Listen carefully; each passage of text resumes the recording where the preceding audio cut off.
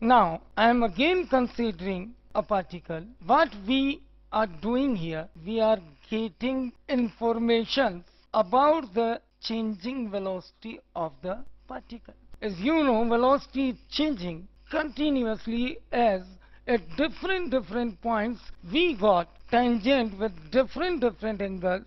At some places it is positive, at some places it is negative angle. So particle at some times moves in forward direction, while on the same position when it reaches in its backward motion it has negative velocity. So a different tangent has to be drawn to explain that. Now if we talk about the how I will get the complete information about changing velocity of the particle using the same position time curve. See, as an example, I am again drawing the position time curve for the particle. On this axis we are taking position of the particle, taking in this direction to be forward. Here on this axis we are taking time. So say that various time were T1, T2, T3, T4 and T5. Obviously these times may get changed. See, just take its mathematical and graphical utility. Don't go on the measurements of time and position here. I'm using just approximately that x1, x2, x3, x4 and x5 are located on this curve here. If we draw the curve for the particle, say it changes its position somewhat in this way. What here we obtain? Starting of the motion, and it is the end of our observation. What you see here, that at different time particles velocity is different because of the curved shape, because of the curvatures of the curve between position and time. This curvature represents the way by which position is changing. As we know, curvatures of this curve are different between different time intervals. So, in a particular time interval, if I draw tangents at each point, then those tangents may have different angles with the time axis, means different velocities. See, how can we see that by what way velocity of the particle is changing? So for this conclusion, we will do something like that. We can easily say that velocity at this time t4, it is 0. That's why the tangent has here slope to be 0. That's why the velocity of the particle is 0. If we talk about a point an instant before, say this point, at this point of the curve, no doubt velocity is something positive, because angle made by this tangent with the positive time axis is positive. So positive velocity this point indicates, because the slope to the tangent is positive here. While for a time a little longer than t4, we can say that at this time slope to the tangent drawn at this point have the negative slope, because it forms negative angle with the positive time axis. So here particle has negative velocity. What will we do from this information here? You can say at this place, at the topmost point of this curve corresponding to position x4, which was at time t4, you can see that initially the velocity was positive, it decreases to 0 and then finally becomes negative. So rate of change of velocity at this place can be considered as negative. Why it is negative? Because initially velocity was positive, then finally it becomes negative. So the change in velocity is negative. That's why rate of change of velocity, which will be further defined as the acceleration, is negative.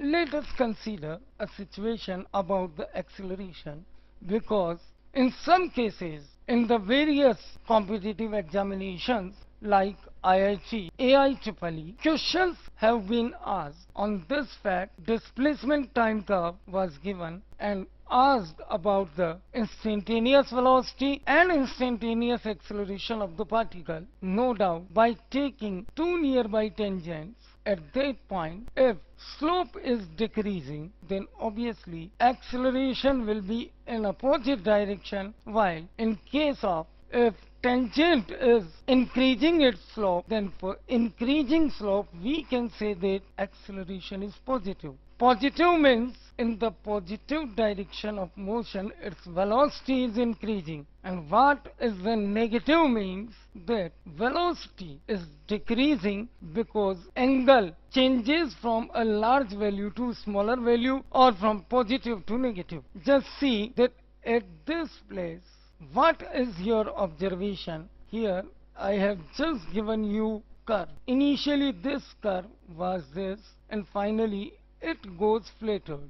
What is the mean of this flattered curve a little time after the time corresponding to which we have taken this point? You can easily do it. Just draw a tangent here. Tangent has the positive slope, so velocity is positive. If we take another point just nearby it and again draw a tangent, then you can say that slope of the tangent decreases as we move further from time t to t plus delta t. So here velocity is decreasing means the acceleration is negative. So here we observe a negative acceleration. If we talk about 2 points, one point is here and other point is here. For two corresponding time t and t plus delta t here also, we can say that if we draw the tangent at the first point, we get slope in this way, while for the other point on this curve, slope increases a little bit. It gives the fair idea about the increasing velocity. As you know, increasing velocity gives an idea of some positive acceleration. So here at this point, you can say that acceleration is positive. Get an idea? If we go further at the entire curve, what we can observe is here slope is decreasing, so acceleration is negative. Here slope is increasing, so acceleration is positive.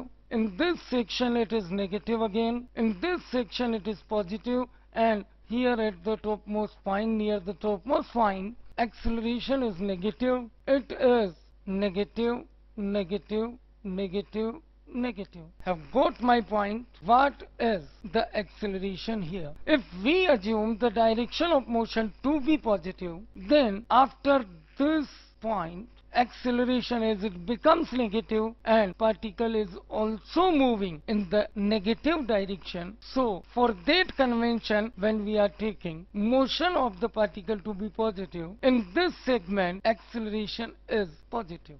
So what you have observed from here, just write down in the definition form that instantaneous velocity which was given. What you achieve from this point is the main part of this curve is about the acceleration, and this acceleration is defined as the first derivative of velocity with time. It can also be written as second derivative of the position, which finally may be positive, may be negative, or may be zero. Because if we talk about a displacement time curve which is a straight line, then at the place where displacement time curve or the position time curve is a straight line, you can say for that particular time interval acceleration of the particle is zero. So from the curve we can get the acceleration by slope of tangent to velocity time curve, because it has been defined as the first derivative of velocity with time. So this means that acceleration can be achieved by taking the slope of tangent on the velocity time curve. Now we have studied displacement time curve for the 2-3 things: average velocity, average speed, instantaneous velocity, instantaneous speed, and finally average and instantaneous acceleration. So from this also it is clear that particles motion from this curve we can study by what means, in what way particles position is changing and particles velocity is changing. There are many questions asked in various pre-entrance tests. Many questions have been asked in previous years in various engineering and medical competitive examinations